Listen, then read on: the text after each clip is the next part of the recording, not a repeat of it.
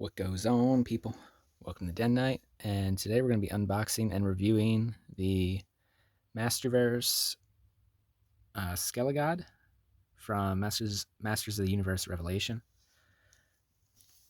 This is going to be my first Masters of the Universe line unboxing on this channel. I've been kind of bouncing around between Marvel, DC, Power Rangers, and some Final Fantasy. That's pretty much it. Little stuff scattered here and there, but I haven't really gotten into this Masterverse line, so I just recently rewatched Revelations. I know it's a kind of a touchy topic, that series, but I rewatched it and really made me want to open this Skelegod figure. So do a quick once around. I do want to cover something once we get out of the box in terms of this and the Savage He-Man, but we'll cross that when we get to it. Good image of him on the side. Same image here, just the full picture. Of course, the dead art form, it seems lately, of showing all the other figures you can get in the series. I feel like Mattel's really the only one that still does that, and I appreciate that. Quick write-up. Very basic box, but still has a window display. I know Hasbro's getting away from that, but I haven't heard anything yet about Mattel going the other way, like as far as plastic-free boxes. I hope they don't, and I know a lot of people hope that doesn't become a thing industry-wide, but we'll just have to wait and see on that. Anyway, let's get them out of the box. So here we got them out of the box. Start out with the stuff, obviously. Swappable hands. He comes with the open palms first, out of the box. We got a left kind of clench and a right kind of clench too. So both kind of like, sort of like a half fist, but it allows him to still hold sort of power. Mine's a little bent out of the package, which just kind of comes from how the plastic was, but I'm hoping over time it kind of returns somewhat to form. It's not terrible, could have been worse, but very basic design, although the sort of power is kind of basic. Good detail. Even that little, I don't know, sword terminology. That little vein that runs down the center of the blade, they have that in there, which they really didn't have to do. It's kind of above and beyond. Nice blast effect to go over one of his fists, sort of like that punch he did in the show. Kind of looks like ectoplasm, honestly, but I mean, he has that all over his body. But let's get to the main event. First off, I do like the pose he was in the box. I think that was perfect. I did not know he had a cloth cape. That's a bonus. Always a bonus to get a cloth good. But not only is it a cloth cape, it's a layered cloth cape. So it has the main cape, the secondary upper cape flap. I don't know if capes have terminology. I'm sure everything has terminology. But he also has these little tassels, and they're weighted with these little plastic crystal things, which I thought was a really neat touch. I don't even remember if that's how it looked in the show, to be honest. I don't remember seeing a good rear view. But it's a great touch. Let's get a good look at the figure. I don't have another Masterverse handy to scale him with. Just eyeing him up, he does look a little bit bigger than the standard He-Man. Actually, give me a second. So, I grabbed the basic He-Man figure. Just doing a quick estimation where the feet are.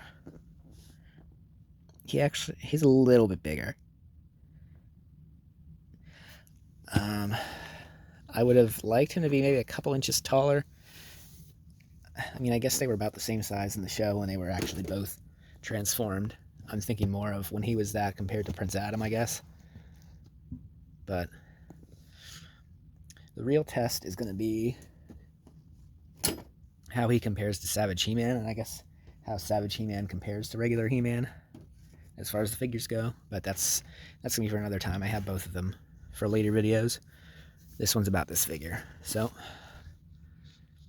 lots of good detail. Now, I'm not sure if the green around his neck and the green blast effect are glow in the dark.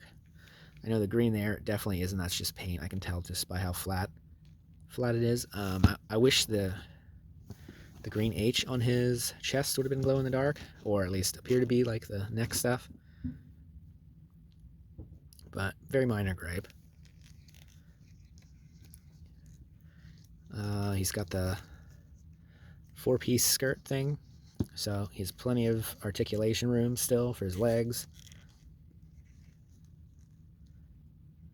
Lots of detail everywhere. Even I always appreciate things like that, even when they go through the detail on parts in the back that you'll never see because of the cape. I will say, just in my experience, Mattel goes a lot more out of their way than Hasbro does, but just my observations. I like the gauntlet rotation. You can get pretty much any angle you want with the hands there.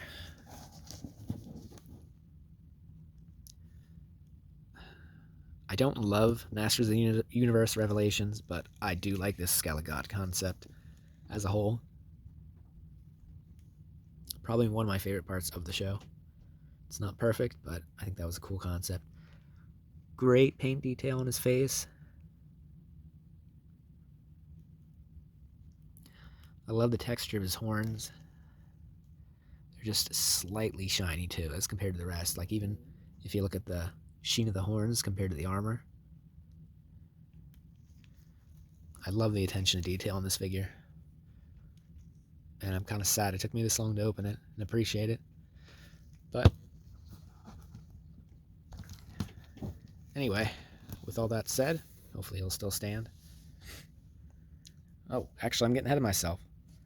Let's cut and get him posed with the sword and the effect. Alright, so here we got him posed with the sword and the effect.